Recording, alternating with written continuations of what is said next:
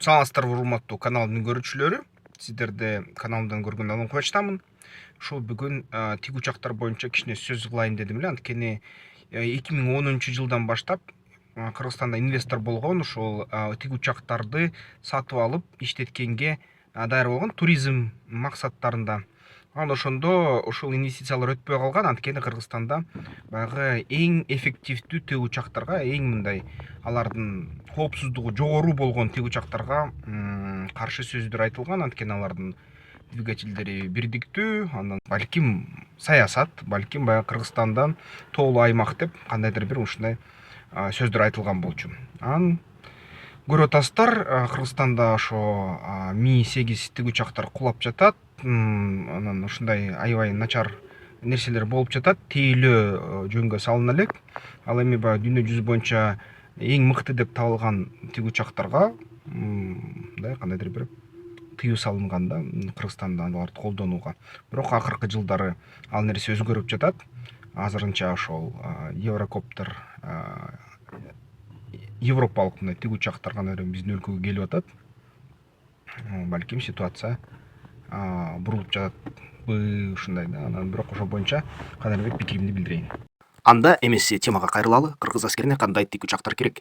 Кыргыз аскерине тик учактар көп жылдан бери Ми-8 МТВ дегендер келип жатты эле.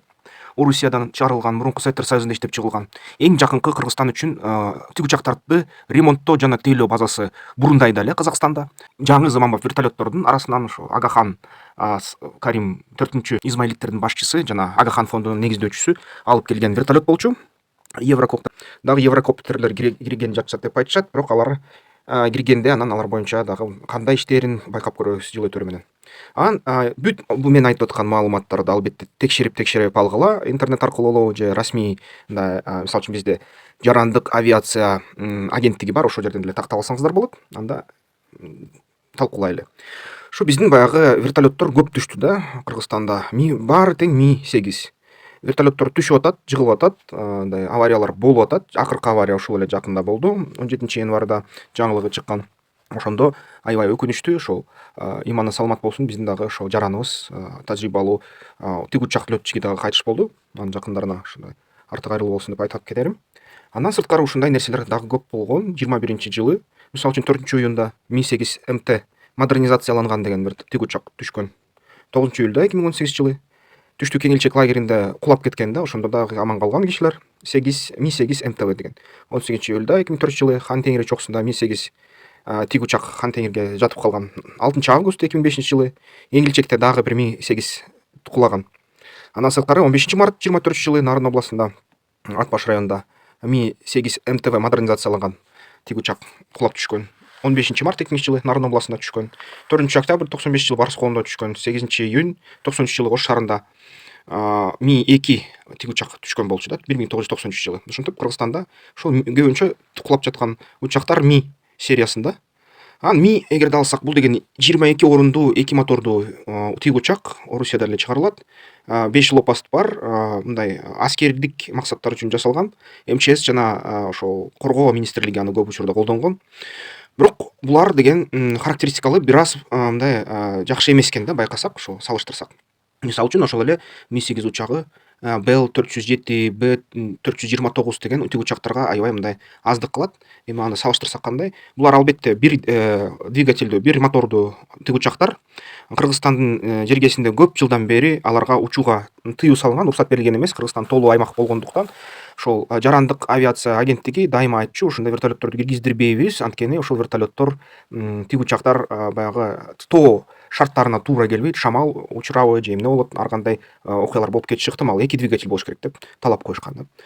Анан сырткары дүйнө жүзүндө ушундай тынчтык мындай максаттарга иштелип чыккан Макдоналд Дуглас деген бир вертолеттор тик учактар чыккан. Алар деген баягы сереп кылып көрсө, көп тик учактардын аварияларын карашса, көп учурунда тик учактардын авариялары, кулоолору ошол арткы баягы куйруктун винти бузулушунун же ал винт бирдемкеге кагылышынын эсебинен келип чыгат экен. Ошон үчүн булар винтти куйруктун ичине катып салышты да. Ошондой катып салыштырып, анан аябай мындай нотар системасын ойлоп чыгышкан. Нотар системасы укмуш, бул деген аябай мындай коопсуздугу жогору деп эсептелинет бул тик учак. Жана бул деле мисалы үчүн бир мотордуу бир мотор менен учат. Эгерде мисалы үчүн мотору бузулуп калса, өчүп калса, мында авторотация деген режим бар. Бул деген баягы тиги учактын лопасттары айланып туруп, парашютка түшкөндөй акырындап түшөт да жерге. Айырмалары салыштырсак, ошол Mi-8, McDonnell Douglas жана Bell деген ушундай бир таблицадан карап көрсөк, керосин ичкени Mi-8 саатына 900 литр TS1 деген таптаза мындай агын суудай болгон тунук мындай керосинди керек дейт. Ал керосин абдан кымбат да. 1 литри 110-112 сом болчу да акыркы жолу текшергенимде.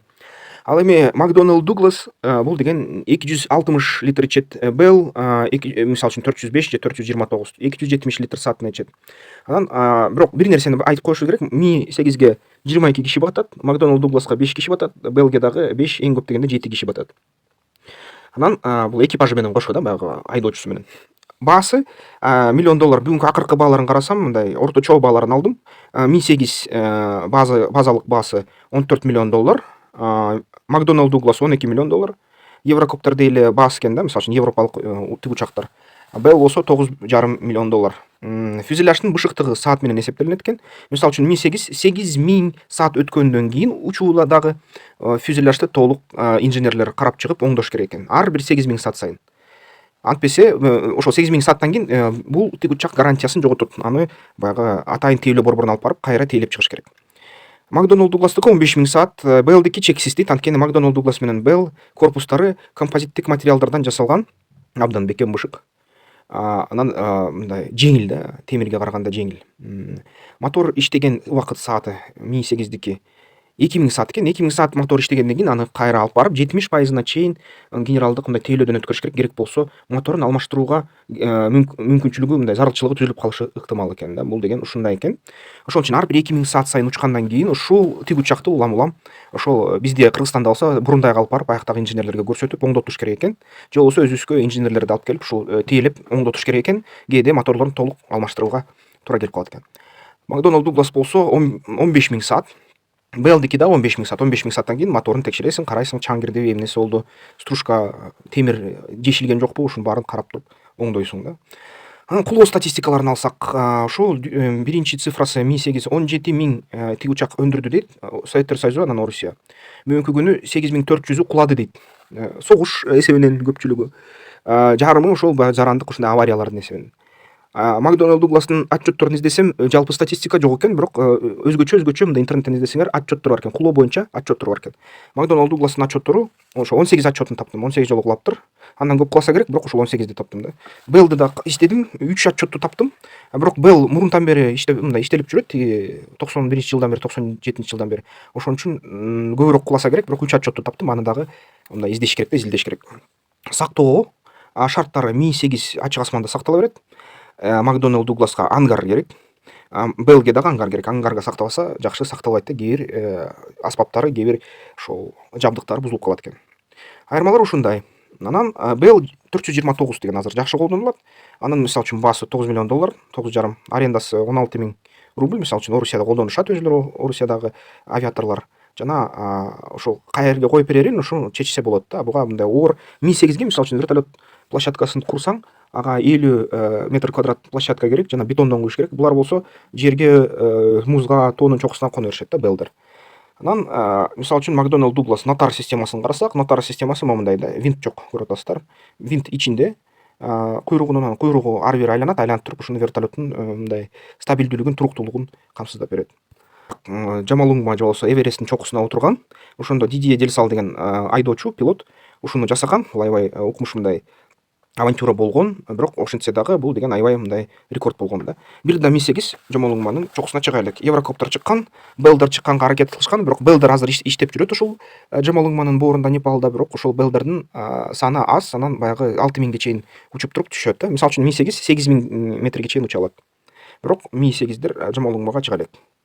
Корутундуу ЕС, Европа биримдиги, Жапон, Түштүк Корея, Канада жана АКШ техникасын колдонуш керек.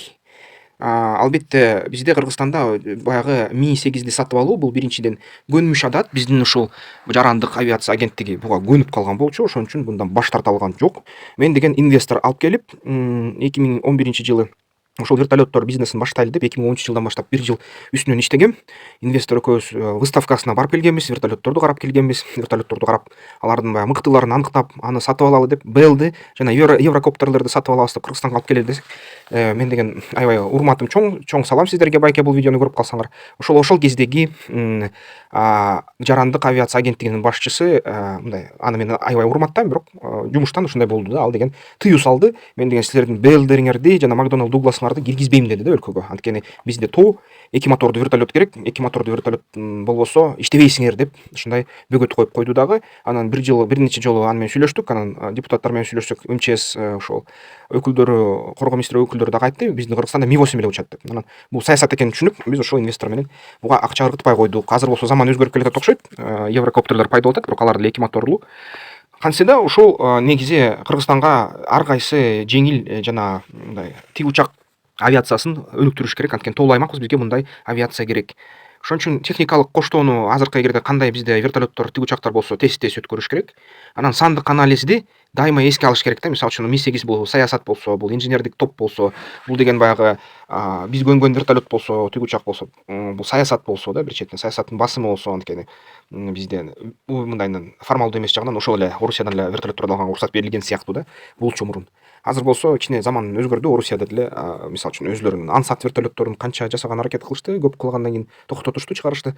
Ошол Ми-8 вертолетторун деле мындай терең модернизациядан өткөрүп, фюзеляждарын алмаштырып, композит материал кылса, инновация кылса, ала берсек жакшы болот эле. Бирок кандай болбой атат. Ошон үчүн акырындап биз да ошол баягы айфонду сүйөт эмеспи Кыргызстанда? Айфон же болбосо Samsung'дардын телефондорду алып алып, жаңы смартфондорду сүйөт эмеспизби? Ошондой эле өлкө үчүн алынган тик учактардын жаңы ушул системаларын, жаңы түрлөрүн алышыбыздар керек. Ошол каналды колдоп десеңиздер, бияка QRга колдоп койсоңуздар болот. Анда ушун менен видеону бүтүрөлү.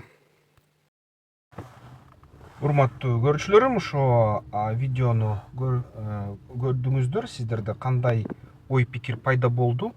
Ушундай эл аралык дүйнөдө эл аралык мейкиндикте мыкты деп табылган тик учактар Кыргыз Республикасына келиш керекпи? МЧСке, коргоо министрлигине, анан жеке секторга ошо боюнча оюңуздарды комментарийлерге жазып койсоңуздар болот. Анан мурунку ушул Кыргызстанга тик учактар менен келебиз деген инвесторлорго жол ачылабы, жокпу? Ошол боюнча дагы пикириңерди билдиргиле.